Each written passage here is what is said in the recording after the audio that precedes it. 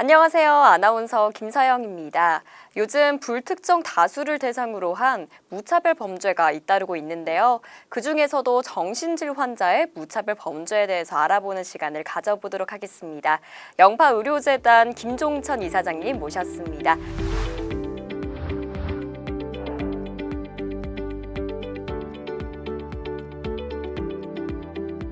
이사장님 안녕하세요. 안녕하세요.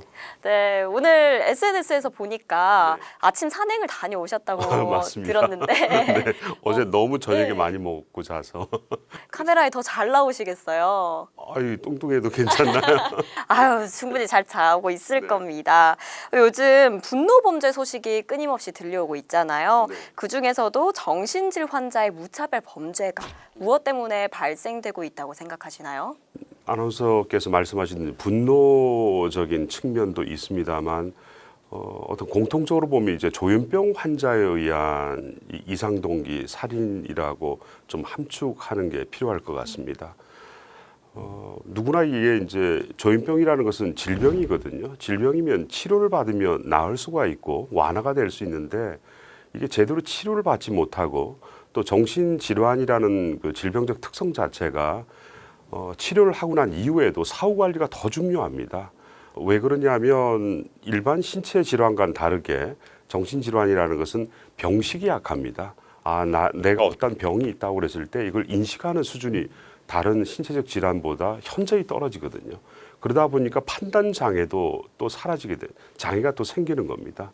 그러다 보니 태어나고 난 이후에 일상적인 생활 속에서 어느 순간 이 시점과 상황이라는 건 예측 불능한 상황인데 이때 신속한 치료를 받아야 되고 또 위기 상황에서 개입을 해줘야 되는데 이러한 시스템 자체가 우리 지역사회 또 우리나라 내에 이 불충분하고 좀 제대로 체계가 잡혀 있지 않다 보니 치료를 받지 못해서 발생된 한 살인의 문제가 아닌가라고 생각을 합니다.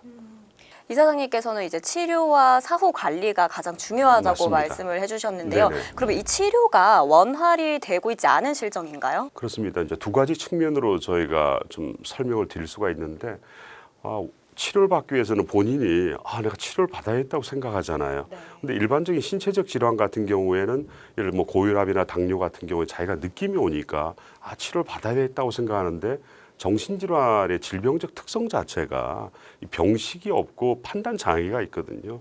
그럼 그러한 상황에서 누군가의 도움을 받아서 누군가가 개입을 해줘야 됩니다. 근데 개입을 하기 위해서는 현재 우리나라 같은 경우는 보호 의무자라고 그래서요. 가족들의 두 사람의 동의가 있어야만이 본인이 원하지 않더라도 또 전문의의 정신과 전문의의 또 두 사람의 동의를 받아서 이 일종의 비자의 입원이라고 우리가 법적 용어를 하는데 흔히 우리가 이야기할 때는 강제 입원이라고 그러죠. 네. 이러한 입원을 할 수 있는데 이게 원활하게 이루어지지 않게 되어 있습니다. 그러니까 두 가지 측면 아닙니까? 본인 스스로가 느낌이 없고 두 번째는 입원을 하려고 해도 보호 의무자의 두 사람의 동의와 정신과 전문의의 두 사람 또 진단이 나와야 되다 보니 그 과정 자체가 원활치 않은데 그 이유 중에 하나가 우리나라 전 국민의 1인 가구가 거의 66%를 넘게 차지합니다. 또 혼자 아니면 두 사람이 살고 있는데 환자를 제외한 두 사람 가족의 동의를 받는다? 현실적으로 이게 타당하지가 않거든요. 그러니까 우리나라만 전 세계적으로 보호 의무자, 가족의 동의를 받아야만이 입원이 가능하게끔 해놓은 것입니다. 이미 과거에는 일본이나 대만도 그랬습니다만 지금 현재 일본은 10년 전에 이 제도가 없어졌습니다. 현재 우리나라만 가족의 동의를 받아서 하다 보니 원활하게 치료가 신속하게 이루어지지 않고 있는 상황이 있습니다.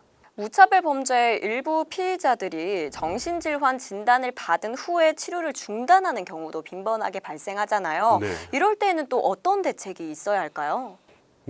정신과의 질환이라는 것은 예방이 제일 중요하고 또 위기적 상황에서 치료를 하고 나는 것도 중요하고요. 그 다음 단계가 이제 퇴원 이후에 지역사회에 살면서 지속적인 추후 관리가 필요합니다. 그러니까 이제 추후 관리가 제대로 안 된 것이거든요. 이번에 서현동 사건 같은 경우도 본인이 조현병 환자임에도 불구하고 입원이나 치료를 받기를 거부했던 것입니다. 그런 경우 외래 치료 명령제라는 게 있습니다. 지방자치단체장이 1년 이내에 이 치료가 필요하다 할 경우에 이 또한 보호 의무자의 또 동의를 받아야 되는 것입니다. 이런 과정 자체가 현실적으로 원활하게 치료를 받지 못할 수 있는 상황으로 만들어놨기 때문에 정신과 환자분들이 치료를 받을 수 있는 환경이 안 된다. 그리고 이 부분에 대해서 가족들이 개입하기도 상당히 어렵고 특히 부모님이 뭐 왕성한 연령대에 있으면 괜찮은데요. 환자 자체가 예를 들어서 한 40대가 되었다. 그러면 부모님은 다 돌아가시고 나서 안 계시거든요. 그럼 보호 의무자의 동의를 받아서 외래 치료 명령제를 지속한다. 이게 거의 불가능한 상황이죠. 그래서 현재 정신보건법상에 외래 치료 명령제라는 게 있기는 합니다만 일종의 유명무실한 상황이 있습니다. 이것을 보다 활성화하고 강화시킨다라면 서현동의 어떤 이런 문제도 어느 정도 예방할 수 있지 않았을까라는 생각을 해봅니다. 네, 국내에서는 이렇게 좀 사각지대에 놓여 있는 분들이 많으신데 또 해외 사례를 보면 어떤가요? 우선 국내 어떤 상황을 설명드리면요. 보통 정신과 중증정신질환은 인구의 한 1%를 잡습니다. 그러면 우리 인구를 한 5천만 명을 했을 때 50만 명이잖아요. 50만 명 중에 이 정신의료기관이나 요양기관에 입원해 계신 분이 한 7만 7천에서 8만 명 됩니다. 결국은 한 정신질환자 한 15%는 의료기관의 보호를 받고 있거든요. 그럼 나머지 85%의 환자분들이 우리와 함께 지역사회에 지금 살고 계세요.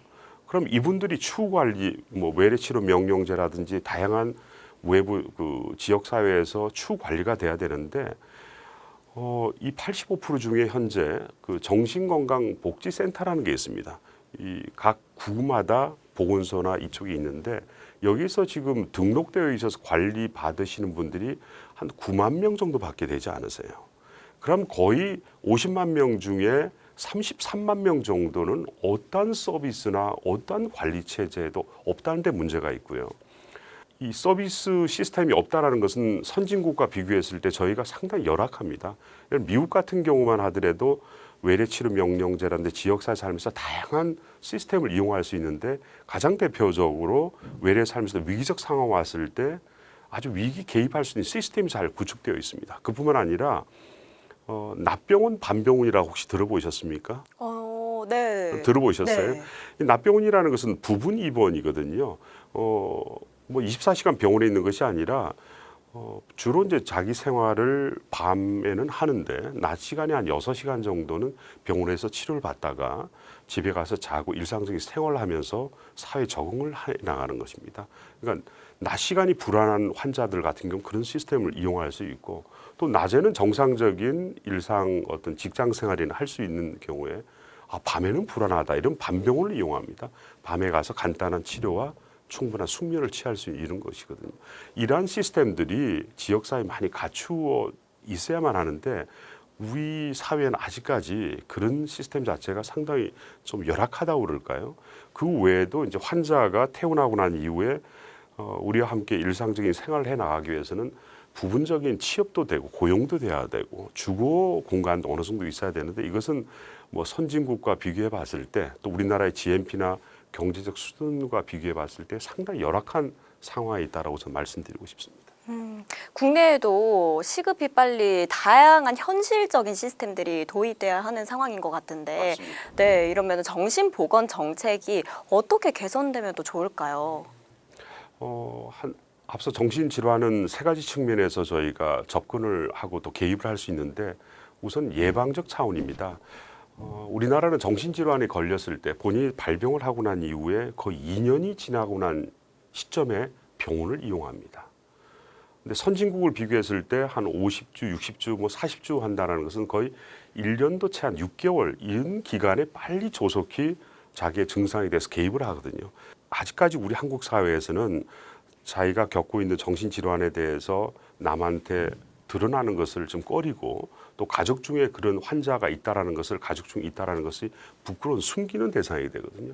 그게 아마 선진국하고 1차적으로 차이가 있는 것 같습니다. 간단한 어떤 심리적 갈등 문제나 불면증 문제나 우울증이 생기더라도 남과 상의를 하고 부끄러운 일이 아니거든요. 맞아요. 잠이 안 오는 게 왜 부끄러운 일입니까? 이 일상생활 속에서 겪게 되는 어떤 스트레스가 불면증으로 오고 불면증이 지속되면 우울증으로 가거든요. 우울증이 결국은 자살로 연계됩니다. 이것은 우리가 정신질환이라는 것이 단순한 조현병으로서 남한테 피해만 주는 게 문제가 아니라 자타에 해를 미친다고 해서 일반 질병과 다르게 자신의 목숨을 끊는 경우도 위험한 것이고 남을 해롭게 하는 것도 위험한 것이거든요. 이것을 사전에 빨리 전문의를 찾아간다든지 상담가와 상담을 해서 어떤 접근할 나름대로 좀 병을 키우지 말고 해결하는 것이 중요하고요. 두 번째는 앞서 저한테 질문하셨던 것처럼 원활하게 입원이 신속하게 되기 위해서는 국가가 조현병 환자에 대해 책임을 지고 환자 가족 일종의 보호 의무자죠. 그분들의 동의를 받거나 의사에 의존하지 말고 그 책임을 더 이상 가족이나 의사한테 미룰 것이 아니라 국가가 책임을 지고 개입을 할 시점에 왔다라고 생각을 합니다. 마지막으로 이제 세 번째 같은 경우 사후 관리에 대해서 정부가 우리 한국 사회 경제 수준에 걸맞게 지역 사회 인프라를 구축하는데 좀 신경을 썼으면 하는데 이게 전 세계적으로 우리나라도 열악하지만 선진국도 상당히 부족하다는 측면들도 있습니다. 하지만 상대적으로 봤을 때 선진국과 비교하면 우리가 너무 열악하니까 사회적 약자인 조현병 환자에 대해서 이러한 시스템을 구축해 나가는 국가관리 책임제가 도입되었으면 합니다. 이사장님의 말씀을 듣다 보니까 일단 사회적으로 인식 개선이 무엇보다 중요한 것 맞습니다. 같습니다. 예. 네, 좋은 말씀 감사드립니다. 네. 마지막으로 한마디 부탁드립니다. 그 작년에 제가 조현병 환자분들에 대한 책임을 국가가 져야 된다라는 그 글을 모 언론사에 기고를 한 적이 있습니다. 기고를 했는데 신문 지면에도 나왔습니다만 인터넷상으로도 게재가 됐는데 3일 만에 내려졌더라고요. 왜 내려졌나 했더니 많은 아마 조현병 환자분들이나 가족분들께서 언론기관에 항의를 하셨대요. 빨리 글을 내리지 않는다라면 어떻게 하겠다라는 어떤 겁을 주셨나 봐요. 그렇다고 해서 언론기관에서 또 그 글을 내리는 거 보고 저는 깜짝 놀랐습니다.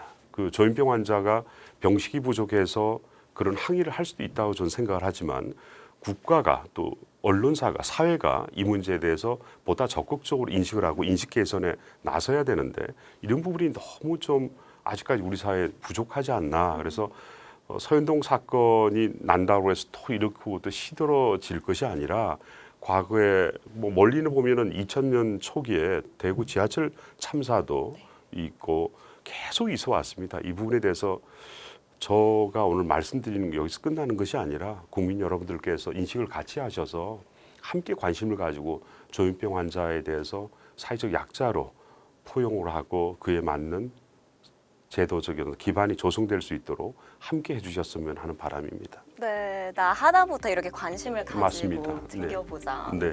좋은 말씀 감사합니다. 오늘 이렇게 영파의료재단 김종천 이사장님과 함께 유익한 시간을 만들어 봤는데요.